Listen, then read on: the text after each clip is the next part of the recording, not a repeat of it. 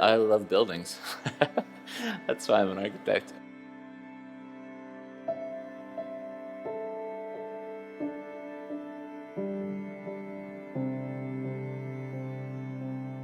The philosophy of the practice and of all of our work that we're doing, I think we like to make architecture which is about the people, the clients that we're building for, and about the places that they live.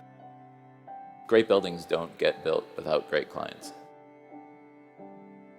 The clients, John and Louise, invited me to the site, and it was kind of a magical place. All of the kind of character and life that had accumulated over years was still left in the place. It was one of these old buildings you find that's very captivating. Very humble, certainly, but also captivating at the same time. Whenever we're starting a project, there's that kind of initial excitement, right? Like kind of setting off on this journey, and as soon as you visit a site, your mind is spinning and you're thinking of all different approaches. Everyone's drawn to ruins, right? Everyone recognizes immediately their kind of beauty and their mystery, but I think oftentimes people don't know what to do with them. People either do one of two things. They let them disappear into the ground, or they knock them down and build new. And I don't think we have to choose an either or here. I think we can choose a third way, and this building is a demonstration of a third way to approach these historic farmsteads. We can maintain them, we can maintain their character, we can keep as much of their authenticity alive and present, and we can add to them. We can add a new building adjacent to them, in amongst them, that adds to the farmstead in the same way that it has always historically been added to. The character of the house is still as present as we could make it, I suppose. The original cottage, the sheds, are as present as we could make them in the house as we find it now.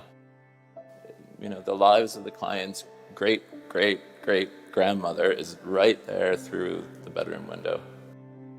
When we view the house from the outside, it's clear that it is both modern and traditional at the same time. It looks like the farmhouse, but it's somehow different than it at the same time. And when you come inside then, it was about this feeling of a kind of discovery, like a joy of discovering each room.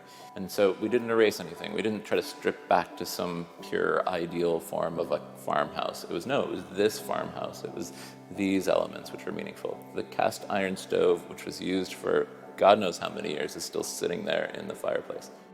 The children's bedroom is, I really enjoy, because it's so unexpected to walk into a kind of narrow hallway that you enter into, and then you're into the children's bedroom, and suddenly the roof springs away from you, right? And then all of a sudden it gets very high, and there's just this little lovely little triangle there that you might not have noticed on the way in.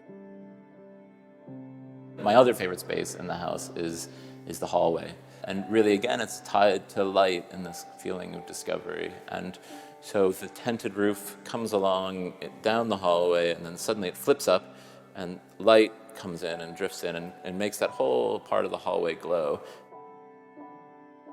I want to make buildings which relate very directly to the places where they are, and to the buildings which have come before them, and to the cultures that they can connect with. I think that's the only way to make meaningful buildings, is for them to reach out in a way and pull all these things into them. It's a kind of a very contextual approach, and it's ultimately about the culture that we all live in. I think it's important for people thinking about architecture or training in architecture to be very open to history, to stand on the shoulders of the people who have come before you. It's an environmental imperative, really, that we build less, that we demolish less, that we reuse more. And so finding uses and aesthetics and forms out of what we find already in existence is going to be the central job of the architect going forward.